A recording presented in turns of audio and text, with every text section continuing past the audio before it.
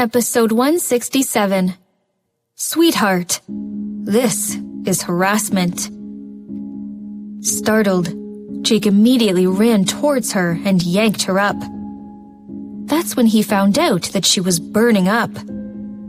Covering her face, Serena was so embarrassed that she could not even look at him. She fell onto the floor from the bed. She was so mortified that she was beyond rescue. However, the moment she saw his firm chest and felt his cool skin, she couldn't help nestling her head into his arms.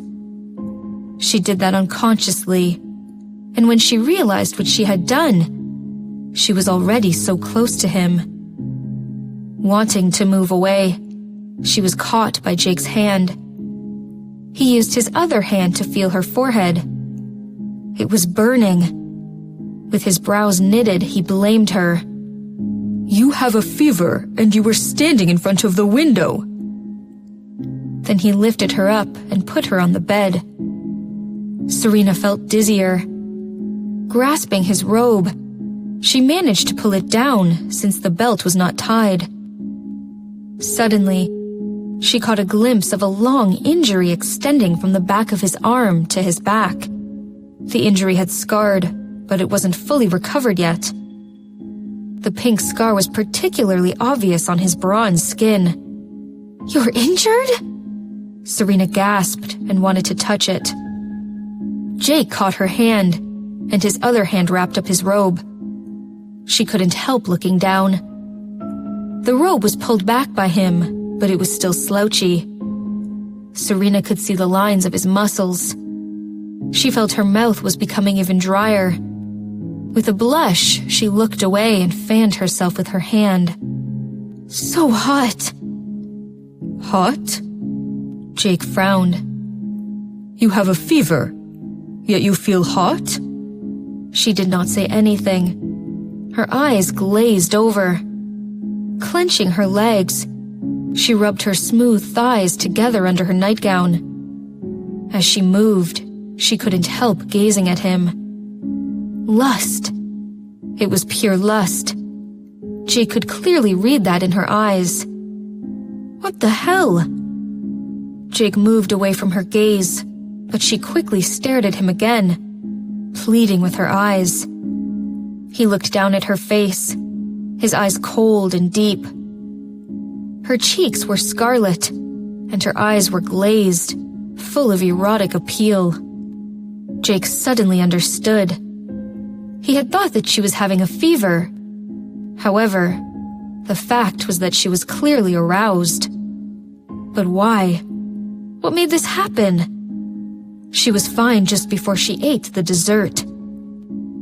With this epiphany, he thought of the bird's nest dessert, which must be the problem. However, Emma had said that it was Grandpa who had asked her to prepare it. Shocked, Jake cursed inwardly. That cheeky old man!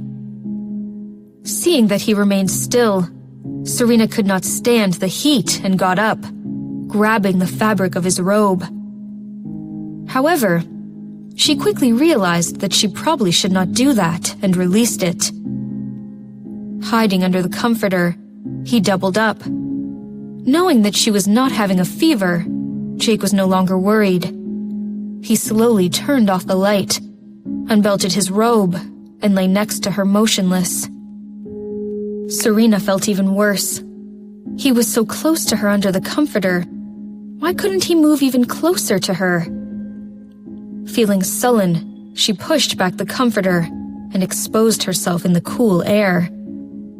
However, in less than 2 minutes, she felt so tortured that she was about to cry, whimpering. I can't. It's so hot. Jake glanced at her and said quietly, If it's hot, you should take your clothes off. She wanted to do that, but could she do that in front of him? She was almost dying. I'm going to sleep and will not look at you, he said, and turned around with his back toward her. She hesitated and got up to take off her nightgown. As she took it off, Jake could no longer be so calm. Resisting the urge to look at her, he could think of nothing but her body. She had nothing on. She had taken her nightgown off, but still felt very, very hot. Her mouth dry, she wiggled and shuddered under the comforter. Jake put on a careless look and let his hand fall on her body. She shivered and couldn't help letting out a moan. Quickly aroused, he took back his hand.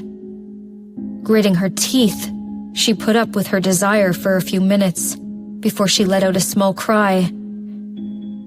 Mr. Robinson? What? I feel terrible. Well, that's natural when you have a fever. I'm sure you will feel better soon. Serena did not speak anymore.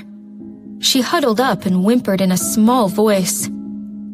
Jake was about to be driven mad. He almost wanted to growl, "What are you doing?" Beg me. If you beg me, I'll let you have it, thought Serena. However, she did not say a word. Although he was feeling it simmer within himself as well, he did not even touch her. In less than a minute, Serena's warm hand reached over. Jake caught her hand and asked in a deep voice, "What are you doing?" Feeling bashful, she shrank back and turned around, facing him with her back. Jake cursed inwardly, but couldn't help putting his hand on her back, asking seriously, "Where does it hurt?" Serena was shaking under his touch. She couldn't help leaning closer to him. Indeed, she was wearing nothing. Blood rushed to Jake's head, making him feel dizzy. He moved his hand down to her waist. "Here?" Serena moaned but quickly stopped herself. Pretending that he had heard nothing, Jake reached down to her lower belly. "Or here?" She could no longer stand it and cried, "Don't touch me!" For once he obeyed and took his hand back. "All right. So I'll go to sleep then." Then she really heard him flipping over. Serena wanted to slap herself. His touch was simply irresistible. She had goosebumps. As if in a trance, she lost a part of her consciousness and put her hands on his chest and back. Jake was resisting the urge to react. He could feel himself losing control. She moved even more wildly and reached towards his body. He quickly caught her hand, turned over to look at her seriously, and said, "Sweetheart, this is harassment."